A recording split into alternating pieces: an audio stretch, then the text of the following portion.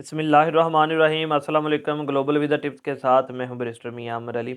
आज एक मरतबा फिर मैं आपके लिए ऑस्ट्रिया के ऊपर वीडियो लेकर आया हूं, क्योंकि लास्ट जो वीडियो थी वो ज़्यादा उसमें मैंने एक्सप्लेन नहीं किया था मुकम्मल तरीक़ाकार, तो इसलिए मुझे ये आज की वीडियो दोबारा बनानी पड़ी। तो आज की वीडियो में इंशाल्लाह ताला मुकम्मल डिटेल के साथ मैं ऑस्ट्रिया के वीज़ा के बारे में, उसके अपॉइंटमेंट के बारे में और सबसे इंपॉर्टेंट उसकी वीज़ा रेशो के बारे में आप लोगों को अपडेट दूंगा। इसके अलावा उनका टाइम, प्रोसेसिंग टाइम कितना है, उसके बारे में मैं इंशाल्लाह ताला आज की वीडियो में आपको मुकम्मल तफसील से बताने की कोशिश करूँगा। उससे पहले मेरी एक छोटी सी रिक्वेस्ट है, जो मेरे चैनल के ऊपर नए हैं वो उसको ज़रूर सब्सक्राइब कर लें, ताकि ट्रैवल से मतलब, इमिग्रेशन से मतलब और वीज़ा से मतलब आपको लेटेस्ट अपडेट जो है वो मिलती रहे। देखिए जी, ऑस्ट्रिया एक छोटा सा मुल्क है, लेकिन बहुत अमीर तरीन है, एक शेंजन मुल्क है और उसका शुमार अमीर तरीन मुल्कों में होता है। वो एक टूरिस्ट प्लेस है, इसके अलावा टूरिस्ट मुल्क है, इसके अलावा बहुत सी मूवीज़ की शूटिंग जो है वो ऑस्ट्रिया में होती है, वियना में होती है। आपने भी काफ़ी मूवीज़ में वियना को देखा होगा कि पानी के अंदर जो है वो तकरीबन सारा शहर जो बना हुआ है, इसलिए वो दुनिया में बहुत ज़्यादा फेमस समझा जाता है। तो ज़्यादातर वहाँ पे लोग जो है वो टूरिज़्म के लिए आते हैं, वर्क के लिए भी जाते हैं, काम के लिए जाते हैं। उसका एक अलहदा तरीक़ाकार है, उसके ऊपर मैं एक अलहदा से वीडियो बनाऊँगा कि अगर आप काम के हवाले से, वर्क के हवाले से ऑस्ट्रिया जाना चाहते हैं तो फिर उसका क्या तरीक़ाकार है, क्योंकि उसका तरीक़ाकार दूसरों से थोड़ा-सा डिफरेंट है। लेकिन आज की वीडियो हमारा जो बेसिक टॉपिक है वो ये है, ऑस्ट्रिया का टूरिस्ट वीज़ा।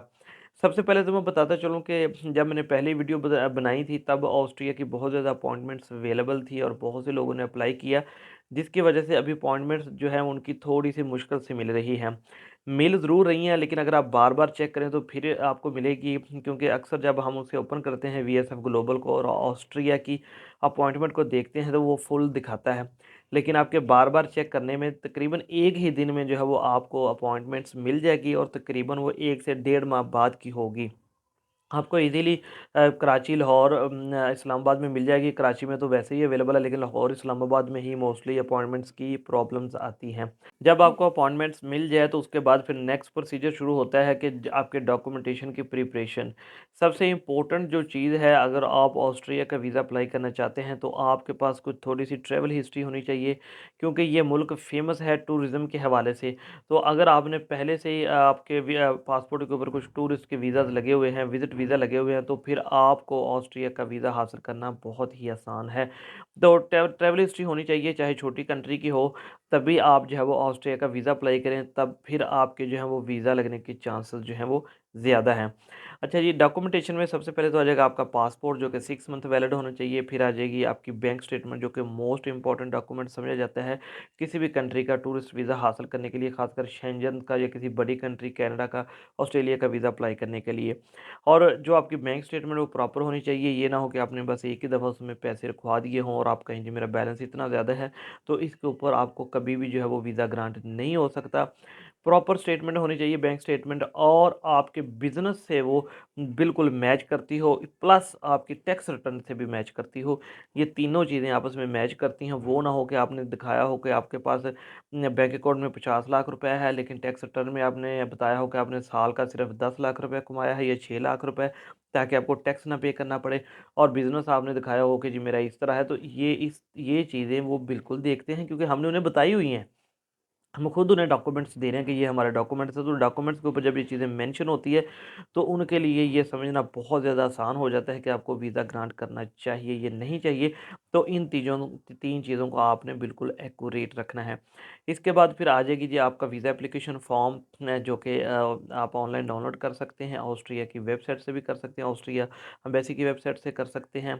इसके अलावा फिर आ जाएगी जी आपकी bank account maintenance letter, tax return, NTN आ जाएगा, आपकी बिज़नेस की रजिस्ट्रेशन आ जाएगी, साथ में आपकी ट्रैवल इंश्योरेंस जितने भी दिन के लिए आप जाना चाह रहे हैं, होटल की बुकिंग और एयरलाइन की टिकट।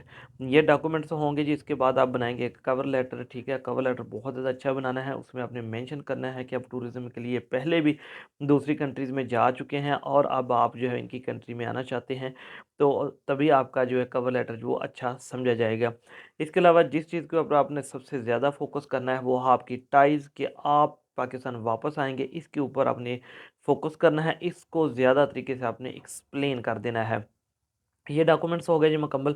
अच्छा, अब बात करते हैं जी प्रोसेसिंग टाइम की। जो प्रोसेसिंग टाइम है ऑस्ट्रिया का, वो 2 से 3 वीक है।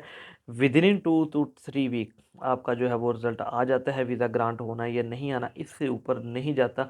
बहुत रेयर केसेस हैं, 5% या 6% होंगे जो कि 4 वीक से ऊपर जाएँगे। बाकी जितने भी 95%, 94% के रिज़ल्ट जो हैं वो 3 टू 4 वीक, इवन के सम कुछ केसेस में 2 वीक्स में भी आ जाता है। अच्छा जी, अगर visa processing sorry visa ratio की बात करें कि इसकी वीज़ा रेशो क्या है, तो जैसा कि मैंने शुरू में कहा कि एक टूरिज़्म कंट्री है, तो ये मोस्टली उन्हीं लोगों को वीज़ा इशू करता है जिनकी थोड़ी-सी ट्रैवल हिस्ट्री है, जो कि पहले भी ट्रैवलर हैं। क्योंकि अगर हम फर्स्ट टाइम अप्लाई करें, ये कॉमन सेंस की बात है, हम कह लीजिए आपकी कंट्री में टूरिज़्म के लिए जा रहे हैं, तो ये एक सवाल बनता है कि आप जो करीब-तरीन मुल्क है, जहाँ पे कम पैसे लगते हैं, जो कि टूरिज़्म के हवाले से भी फ़ेमस है, आप वहाँ पर हम पहले क्यों नहीं गए? तो इस वजह से ये मोस्टली उन्हीं को वीज़ा इशू करता है कि जिनकी पहले से कुछ थोड़ी-सी ट्रैवल हिस्ट्री हो। इसके अलावा आपकी बहुत ज़्यादा प्रोफाइल स्ट्रॉन्ग हो, तो तब भी आपको वीज़ा ग्रांट हो जाता है।